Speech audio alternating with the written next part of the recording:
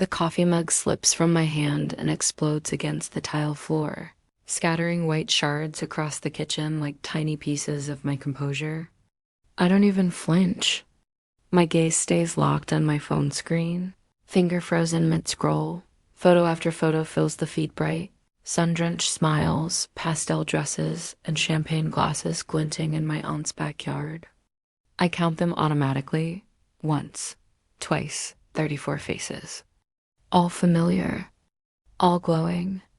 Every cousin, every distant relative, even Great Aunt Judith with her walker. Every single person except me. The caption reads, "A perfect bridal shower for our beautiful Fiona."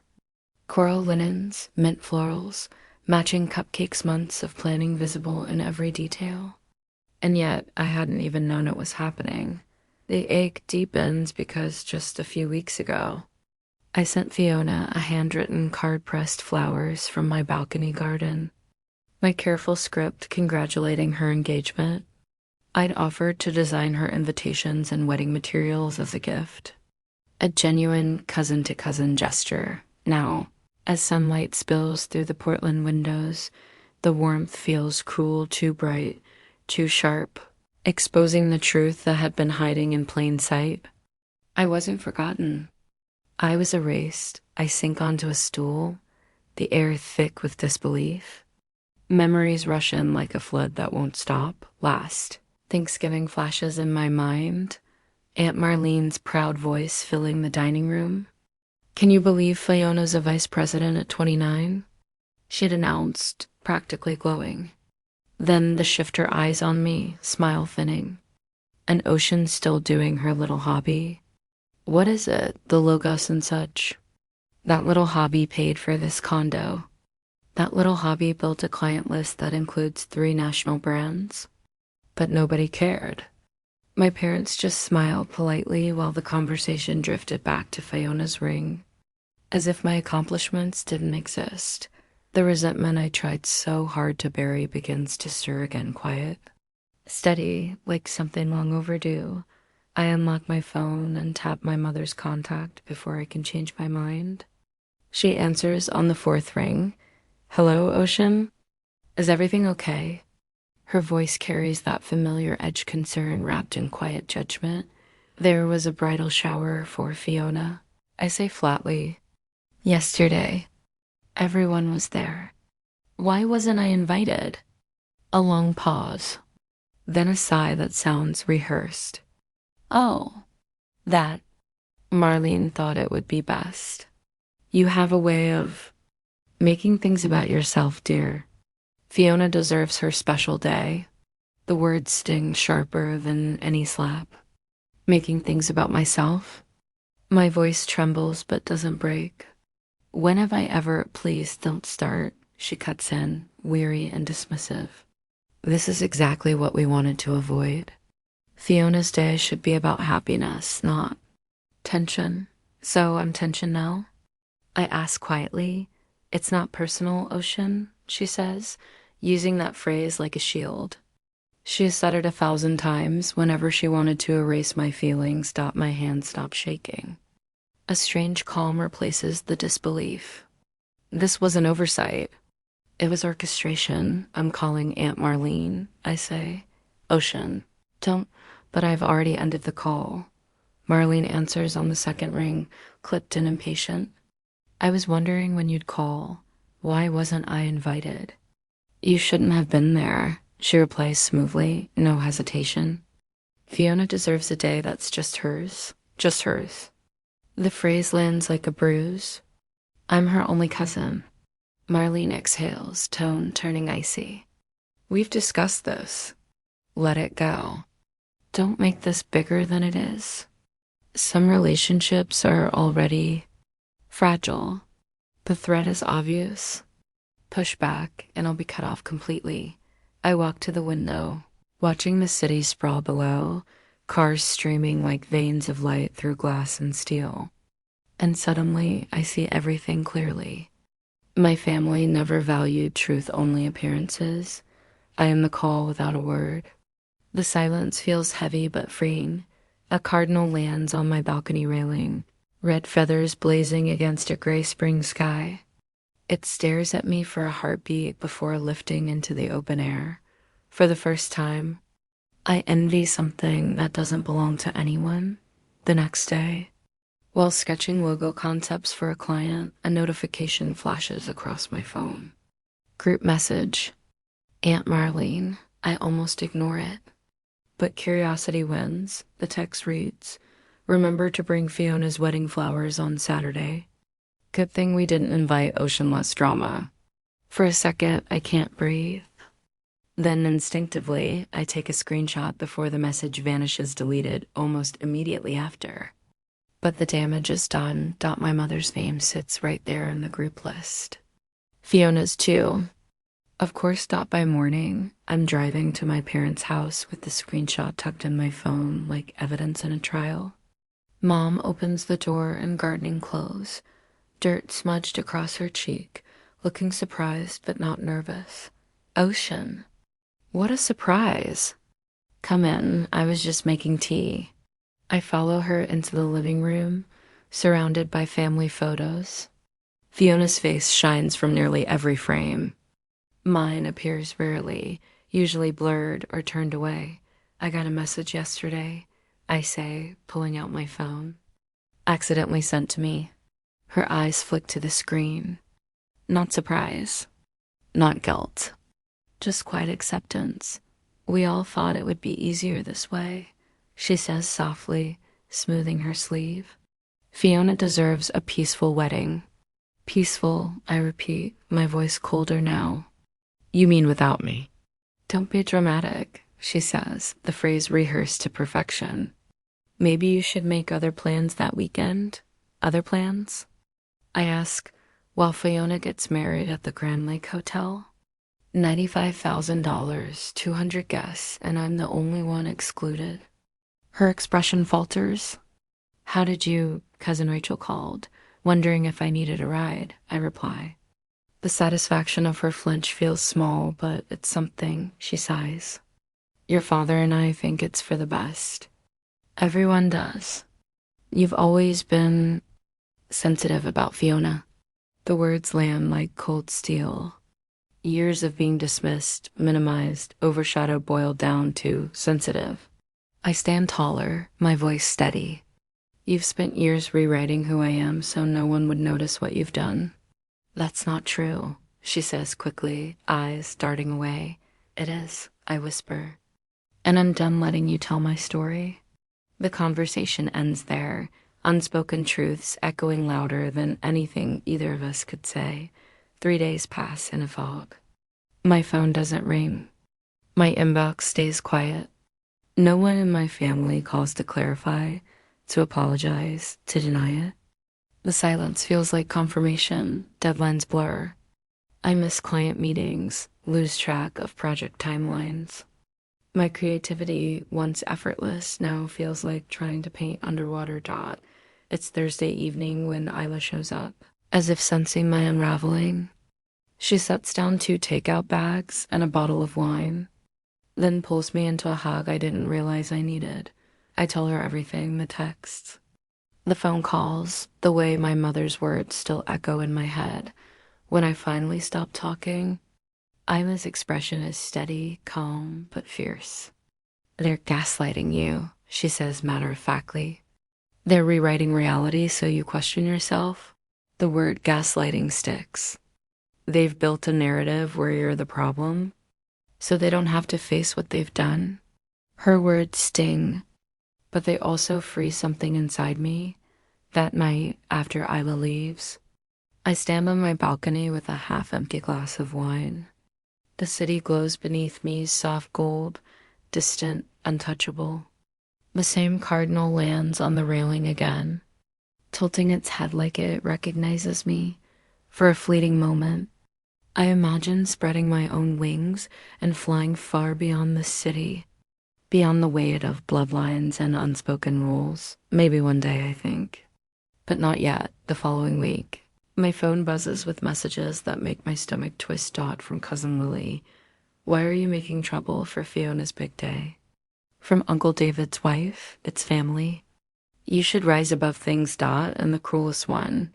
You were invited, Ocean. You chose not to come. Don't play the victim, Dot, my blood runs cold.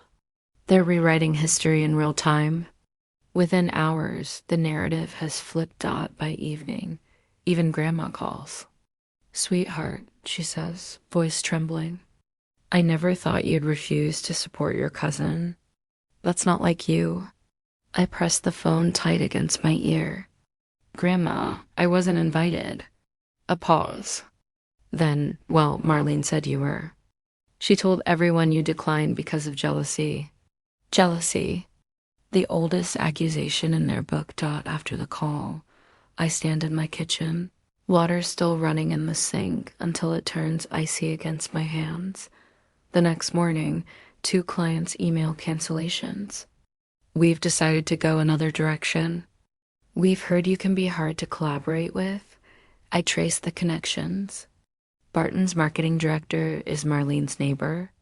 Westerly Homes owner goes to church with my mother. Within a week, $27,000 in projected revenue is gone. At night, I stop sleeping. Instead, I redesign my portfolio website again and again, tweaking fonts, layouts, colors. It's the only thing I can control. Every adjustment feels like whispering to myself, you still matter. You still create.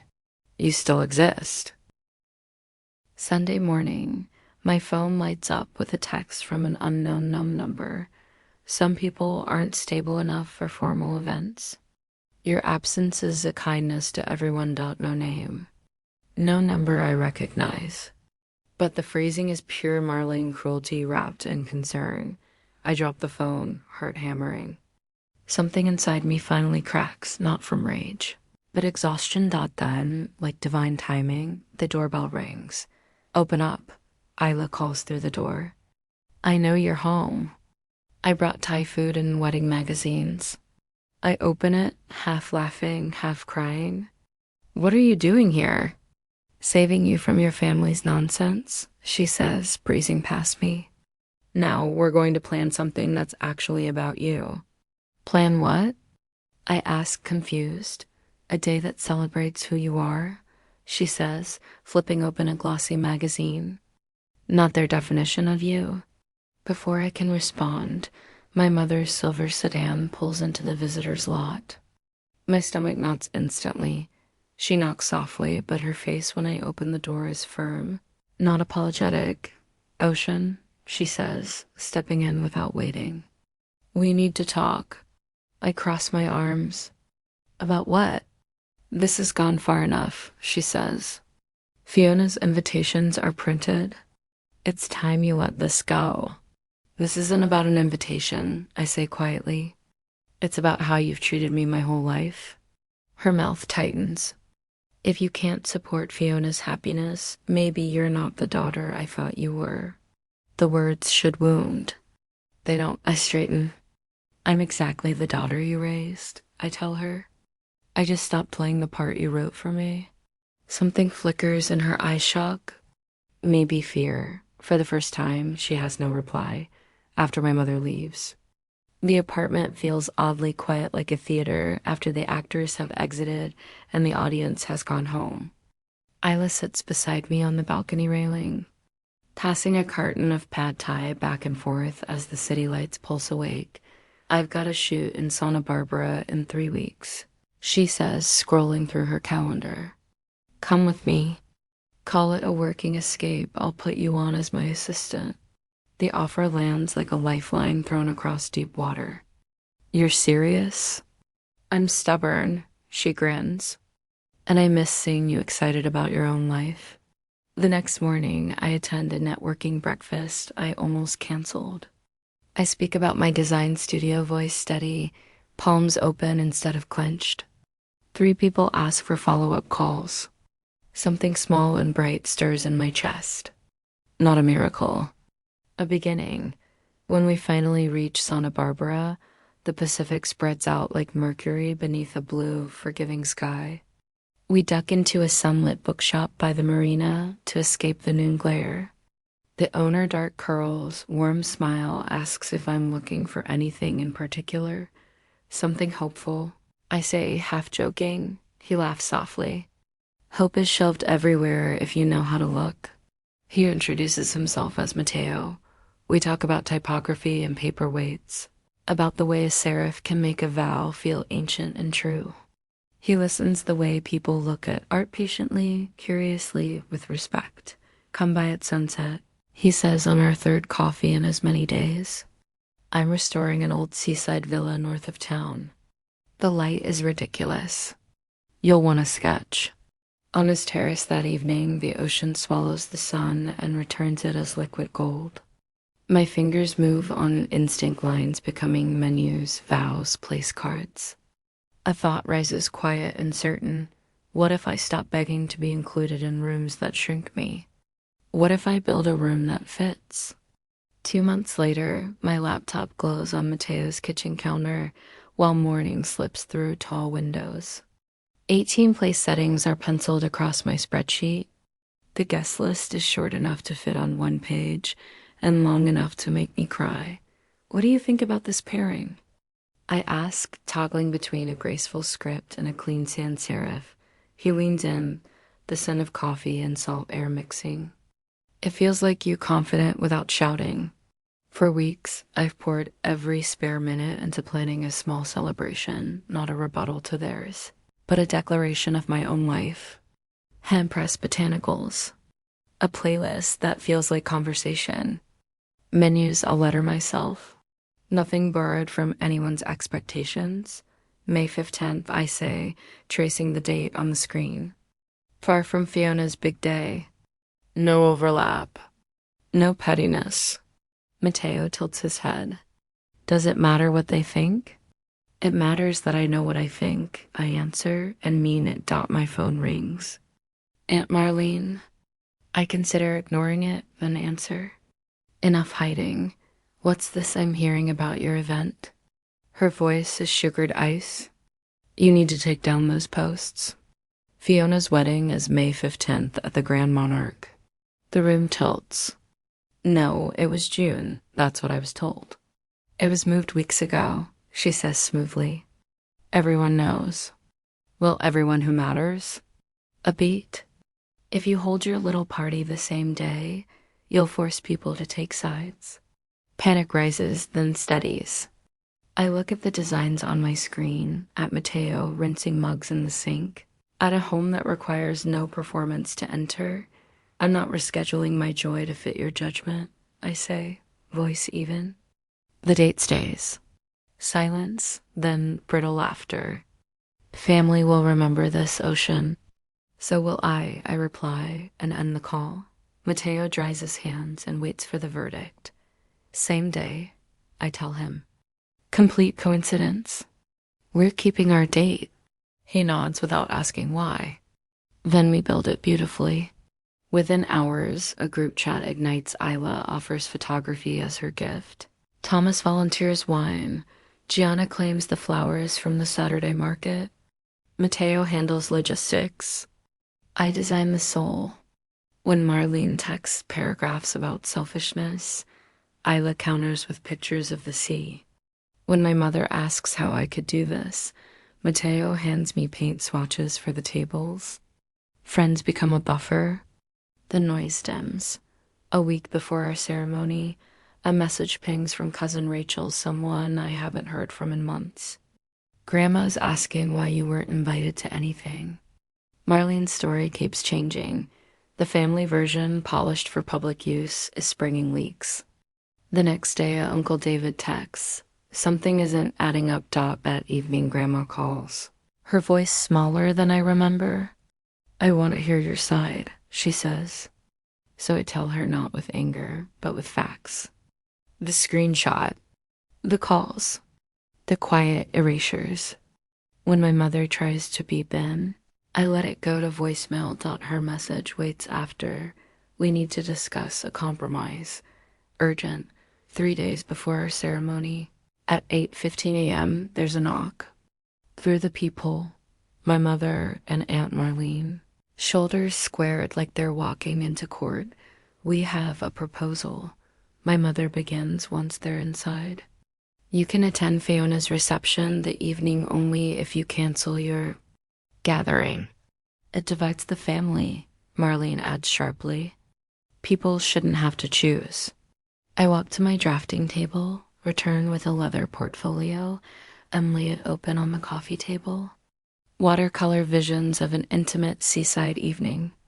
Menus with edges deckled by hand. Flowers the color of late sunamber and sage.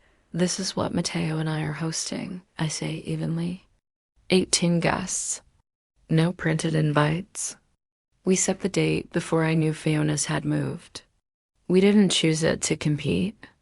We chose it for the light. My mother's face softens, confusion cracking certainty. Why didn't you tell us?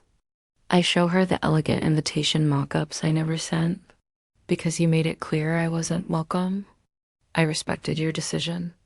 Marlene stands, bristling. This doesn't change anything.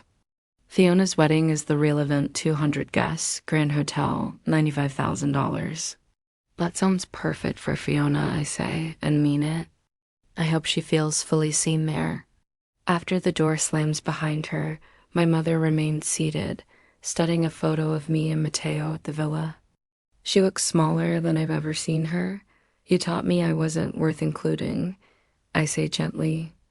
I taught myself I was worth celebrating. Her phone chimes. She startles, reads the text, pales. It's from Deborah, she whispers. She's asking if she can come to yours. I shrug, a little sad, a little free. People talk, the way they did when I was being erased.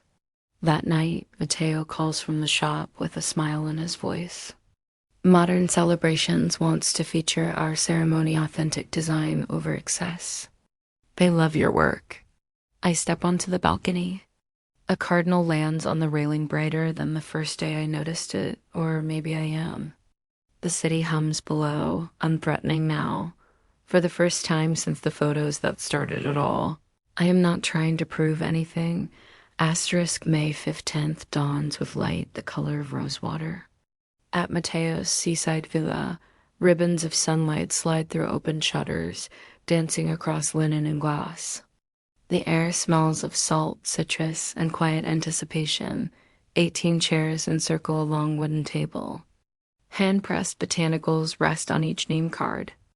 Isla adjusts her camera settings while Gianna scatters late-blooming jasmine across the centerpieces. This feels like you. Isla whispers behind the lens. Beautiful without trying. When I walk onto the terrace in a simple ivory dress I designed myself, I don't think of Fiona's ballroom hundreds of miles away. I think of how the sea always meets the shore endlessly returning, endlessly beginning. Mateo takes my hand. The vows we wrote together are brief, honest, and entirely our own. No glittering chandeliers. No approval to win. Only wind, waves, and witnesses who love us without condition. As we exchange rings.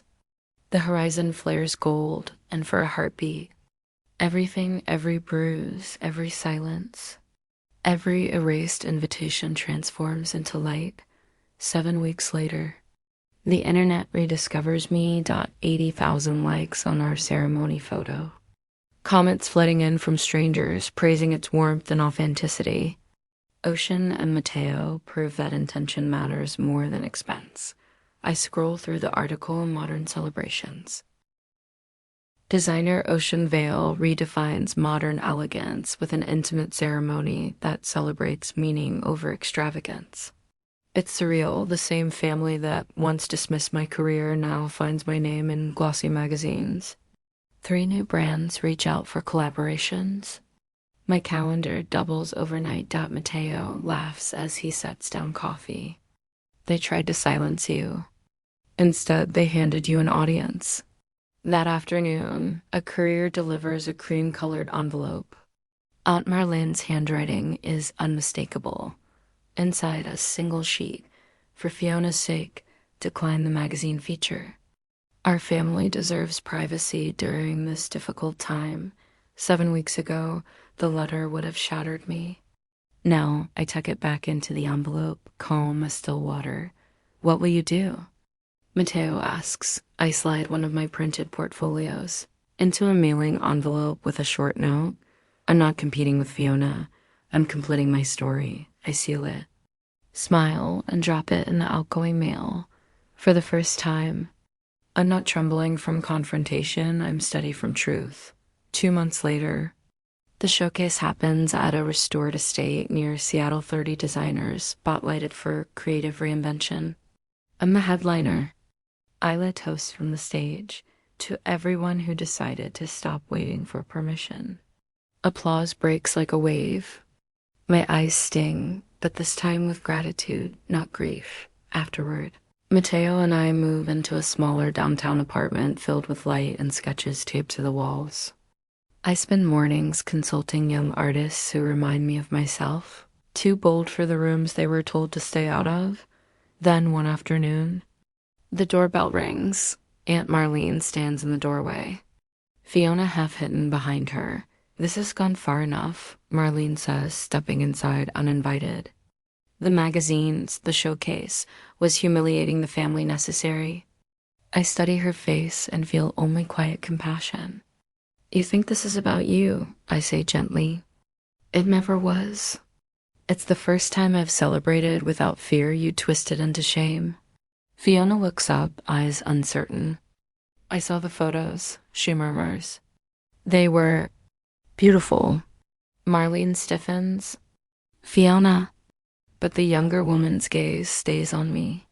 You looked happy, Ocean, really happy. For once, I don't explain, defend, or shrink. I am, I say simply. They leave soon after Marlene silent, Fiona thoughtful. I close the door softly, no anger. No triumph, just peace. Through the window, the city hums. And a single cardinal lands on the balcony rail, the same brilliant red as the day everything began. This time, I don't envy its flight, because I've already learned how to soar. 6 months after the showcase. A new plaque gleams outside a sunlit downtown studio. The Veil Collective, a foundation for emerging designers. Inside. Laughter mingles with the hum of sewing machines. The air smells of fabric dye and strong coffee. 20 young artists work around long communal tables. Sketching, stitching, dreaming. This, I realize, is what healing looks like, not revenge, not validation. Creation, continuation. Mateo moves between tables, helping a student adjust lighting for product photos. Isla's photographs line one wall, moments from our seaside ceremony, framed in soft neutrals, reminding me daily that beauty doesn't need permission. At the front desk, a small gold frame holds a single quote I wrote months ago. You are not too much. You are the proof that authenticity outlasts approval. Sometimes students read it aloud, smiling as if hearing their own secret thoughts spoken back to them. I sit at my desk, finalizing sponsorship letters when my phone buzzes. The caller ID reads Mom. For a moment, I just watch it flash, heart still. Then I answer. Her voice is quieter than I remember. Ocean, hi, I saw the article in Design Quarterly. They interviewed you about the foundation. I breathe evenly. They did. They showed that photo of you and Mateo with the students. It was beautiful. A pause. You look happy. I am. She exhales slow, unsteady. I didn't realize how much I'd lost trying to keep everything looking perfect. The confession lands softly but powerfully. I was wrong, she continues. About the wedding, about Marlene, about everything. We thought we were protecting Fiona's day, but really we were protecting our own image. Silence stretches between us, not uncomfortable, just fragile, like glass that might hold if handled gently. Thank you for saying that, I reply. She clears her throat. Your grandmother keeps asking to visit your studio. Would that be okay? I smile, even though she can't see it. Of course. Tell her she'll have the best seat in the house. Before hanging up, she hesitates. Ocean, I'm proud of you. It's only 4 words, but they loosen something that's been bound inside me for years. When the call ends, I stare out the window as sunlight pours across the workroom floor. For once, it doesn't feel harsh. It feels earned. A year to the day since the photo that started it all. I host our first annual Emerging Designers Gala at the same villa where everything changed. The sea hums beyond the terrace. Lanterns flicker like captured constellations. Students showcase their creations while guests sip wine and laugh freely. No hierarchy. No whispered comparisons. Near the end of the evening, my mother and Fiona arrive.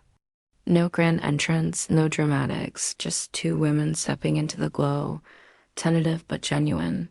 Fiona hugs me first.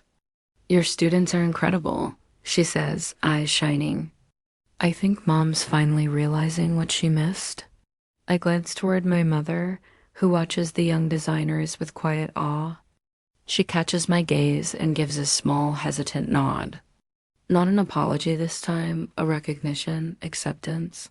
Later, as the night winds down, I step onto the balcony overlooking the water. The same cardinal perches on the railing, feathers glowing in lantern light. "It kept showing up," I whisper. Even when I couldn't. It chirps once, as if in agreement, then lifts into the starlit sky. Mateo joins me, wrapping his arm around my shoulders. "You okay?" "More than okay." I smile, watching the horizon. I used to think family was the people who claimed me. Now I know it's the ones who see me. The waves crash softly below, steady and endless, like breath. This is what freedom sounds like. Not escape, but return.